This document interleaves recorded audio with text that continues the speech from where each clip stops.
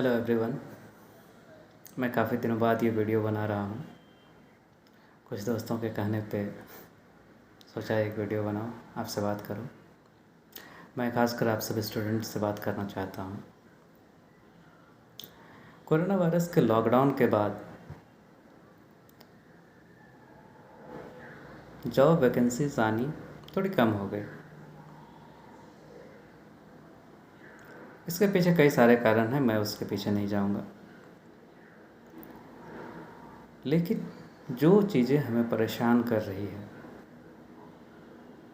खासकर हम स्टूडेंट के लिए जो पढ़ाई कर रहे हैं, बड़ी मेहनत और शिद्दत से पढ़ रहे थे, अब हमारे मन को जो परेशान करता है कि हम पढ़ाई क्यों करें। जब हम पढ़ रहे हैं, हमारे सामने एक लक्ष्य होना चाहिए, कुछ इंस्पिरेशन होना चाहिए, कुछ आउटपुट आना चाहिए। जब पढ़ रहे हैं तो किसी एक वैकेंसीज़ के कोई एक जॉब के लिए पढ़ रहे थे, और जब आगे कोई लक्ष्य ना हो तो पढ़ के क्या होगा। क्या ये सोच के हम डिस्ट्रेस होकर बैठ जाएं, पढ़ना छोड़ दें? क्या ये सॉल्यूशन है? नहीं, ये तो सॉल्यूशन नहीं हो सकता इसका। आप सिचुएशन को थोड़ा समझने की कोशिश कीजिए कि क्यों ऐसा हो रहा है। जितने भी संस्थाएं हैं, चाहे निजी हो चाहे सरकारी हो, मैन पावर की रिक्वायरमेंट हर जगह है। कुछ लोग रिटायर होंगे, उसकी जगह नए लोग आएंगे, चाहे निजी संस्थान हो या पब्लिक सेक्टर एंटरप्राइज हो। कोरोना वायरस के लॉकडाउन के बाद सारे संस्थानों की हालात थोड़ी पतली हुई, जिसके कारण वैकेंसीज कम आने लगी। कुछ लोग वर्क फ्रॉम होम कर रहे हैं, लेकिन ये स्थिति हमेशा नहीं रहेगी। आने वाले 1-2 वर्षों में फिर से वैकेंसी सामान्य हो जाएगी।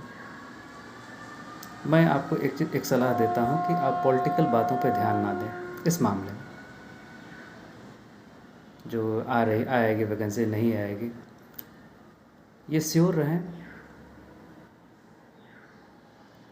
कि जैसे कोरोना वायरस से थोड़ी निजात मिलेगी, सारे वैकेंसीज़, सारे संस्थान का जब कामकाज सामान्य हो जाएगा तो वैकेंसीज आनी शुरू हो जाएगी। तो डिस्ट्रेस होकर बैठने की कोई ज़रूरत नहीं है। आप जिस मेहनत और शिद्दत से पढ़ रहे थे, उसे लगातार बढ़ाते रहें। उसे कहीं पे भी रोकने की ज़रूरत नहीं। लक्ष्य आपका वही होना चाहिए।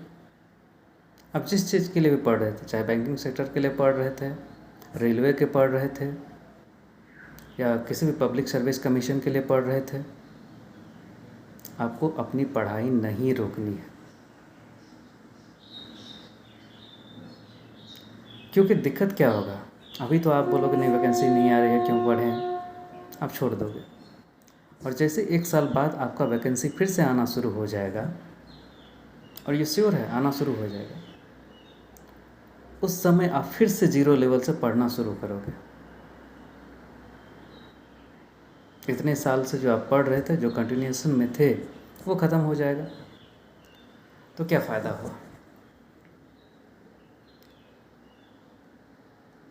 इसलिए मेरी सलाह है कि आपका जो लक्ष्य था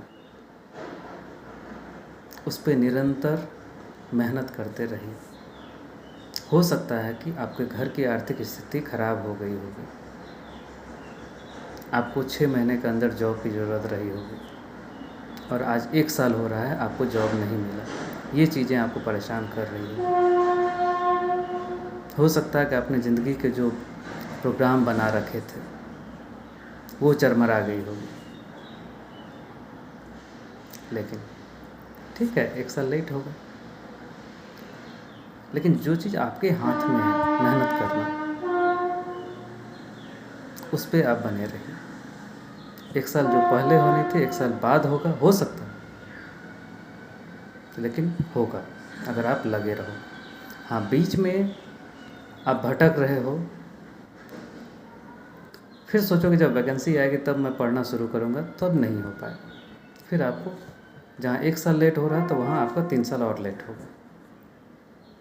तो मेरी इस छोटे से वीडियो में मेरी राय यही है कि आपका जो लक्ष्य था, आप जिस किसी जॉब का प्रिपरेशन कर रहे थे उसमें लगे रहिए, अच्छे से मेहनत करके पढ़िए, वैकेंसी आएगी, चाहे कोई कुछ बोले। हर एक संस्थान को मैन पावर की ज़रूरत है। आज काम काज थोड़ा धीमा है तो हो सकता है वैकेंसी नहीं निकल रही है, लेकिन कल जैसे सब कुछ नॉर्मल होगा तो वैकेंसी आएगी। Thank you.